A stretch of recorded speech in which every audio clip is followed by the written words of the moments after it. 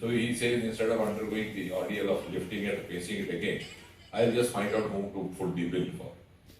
So it's probably there. So we got used to this. That also gave us a certain amount of bias that okay, these are all areas in it. But then when I was prompted into going deeper, I actually saw the translation happening of a phrase like steel plant as lohe ka pauda. And I don't grudge that, nor do I blame that, because the person who was translating or may have translated it would not have known what is the steel plant about. And Google is too kind a friend sitting before you. You don't have to, these days he was speaking to spouses through the Google, because he would say the kindest words which you may not be able to say. So the gentleman in his all sincerity would have done that.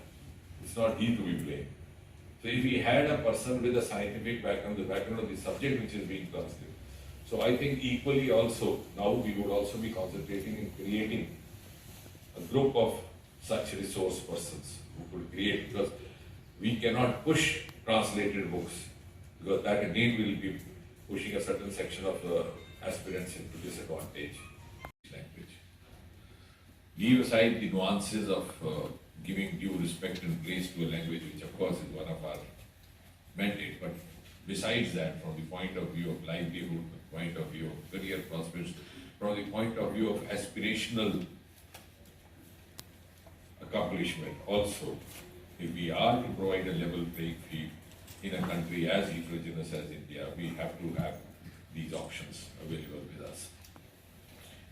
Secondly, if you ask me, I think this has also been a strange twist of circumstances over the centuries that we landed up in a situation like this, where you and I prefer talking in English and also speaking science in English language, because the education policy of India in its modern version was formulated by Lord Macaulay, and therefore the entire syllabi and the curriculum got written in the language which was being spoken by the British.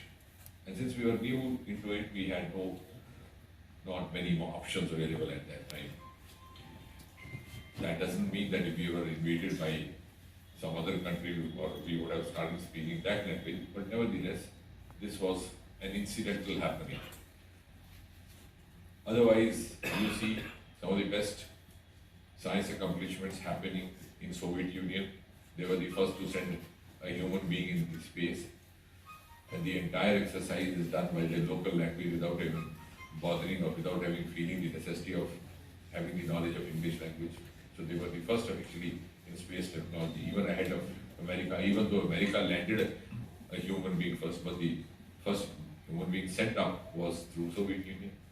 So also the case of Japan, even today you hardly, and the best of the science projects happening over there, even China. So what I'm trying to say is that it was incidental, it's a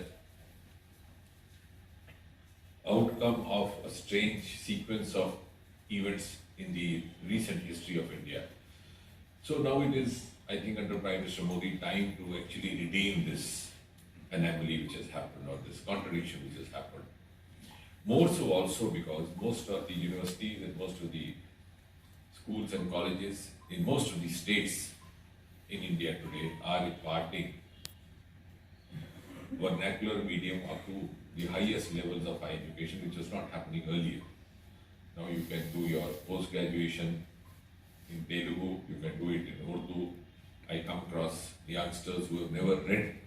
Sentence of Kashmir and University of Kashmir, Tajassus. Tajassus, which can be translated into inquisitiveness, is a newsletter which will be published monthly, and we hope that this publication will continue for all times to come. In fact, the primary objective of one of the primary objectives of Jitendra sir is to infuse scientific standard, temper and thinking among masses by propagating and communicating science and scientific knowledge through local and regional languages.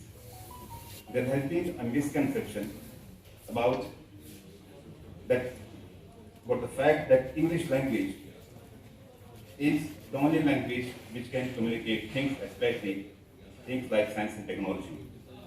And it's widely believed that people who don't understand English language are less capable of understanding science. It's a misplaced belief. And India is trying to just show to the world that we have a language, we have a series of languages, a pool of language which can be used as a medium for communicating science and technology.